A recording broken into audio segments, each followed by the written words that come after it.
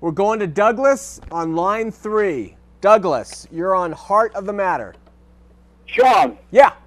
the early Mormon leaders, most of them were Freemasons. Hiram Smith, Joseph's brother, and then later Joseph Smith in Nauvoo became a Freemason. Douglas, you're stealing my closing material, man. But sometime later on, the Mormons and the Masons had a major splitting up.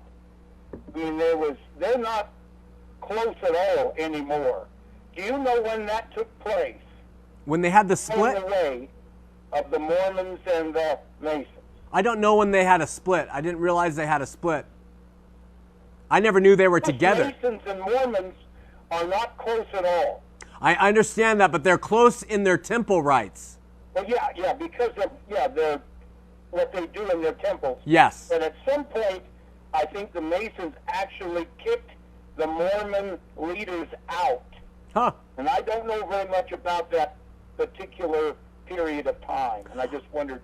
Douglas, I don't know when that happened, but what the important thing for the show was to point out that, because we talked about the temple last week, that the LDS temple doesn't have its foundation or basis in anything in the Temple of Solomon, but in Masonry. The reason that's so important is because as a Latter-day Saint, you'll walk around the church and you'll hear people say, when they read in the scriptures about the temple, they actually think they're talking about the same place, and they are not even close.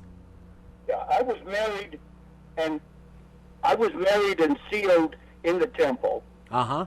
And so I've been there many times. Yeah. At 53 years of age, I left the Mormon church with 2 of my sons, and we've become born-again Christians. Praise God. One of the important things we've always realized is very, very many of the doctrines of the Mormon church are so unbiblical that I'm assuming that you can be born again and still be a Mormon, but I think from that point forth, it's a question of getting rid of a lot of the teachings that the Mormons have put forth as doctrine. And that's what happens. God someday. That's what happens. Existence. That's what happens when the Lord changes your heart, isn't it?